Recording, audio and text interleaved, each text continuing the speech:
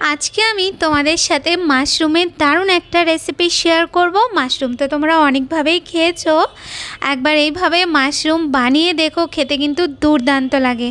মাত্র 10 থেকে 15 মিনিটের মধ্যেই এই টেস্টি মাশরুম কিন্তু খুব সহজেই তোমরা বানিয়ে নিতে পারো, আর যেটা রুটি কিংবা ভাতের সাথে খেতে অসাধারণ লাগে। তো চলো দেখে নিই।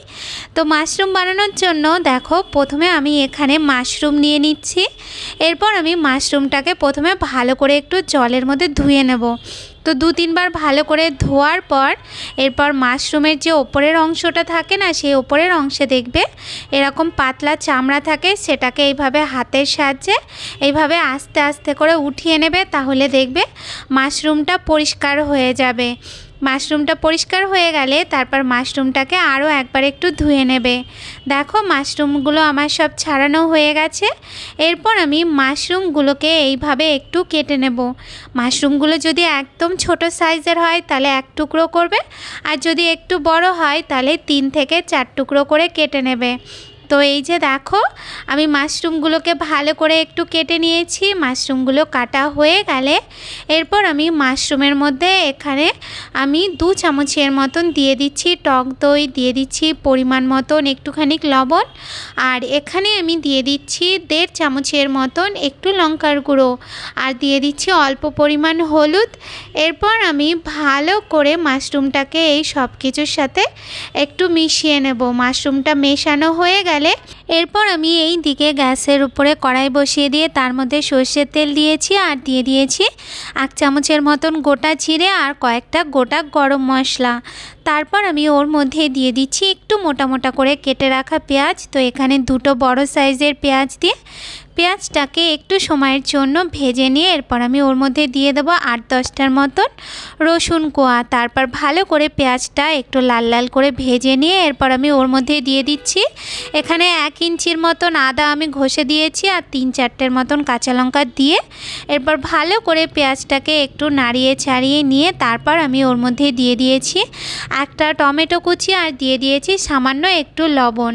এরপর আমি ভালো করে একটু নাড়িয়ে নেব যতক্ষণ পর্যন্ত টমেটো না নরম হয়।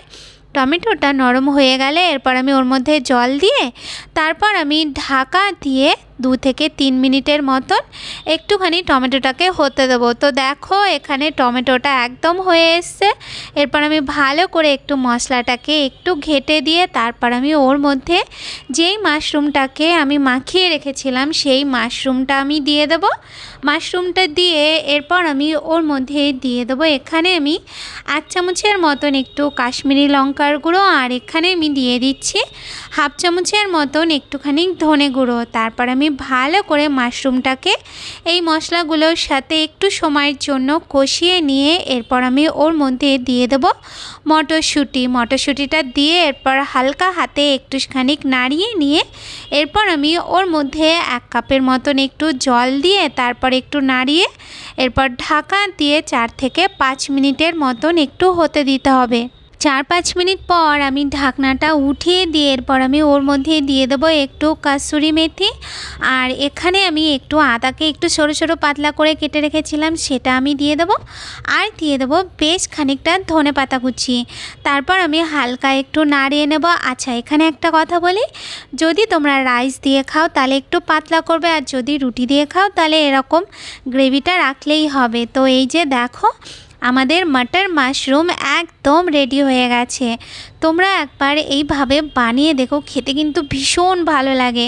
তো রেসিপিটা ভালো লাগলে ট্রাই করো, আর আমাকে কমেন্ট করে জানিও তোমাদের কেমন লাগলো।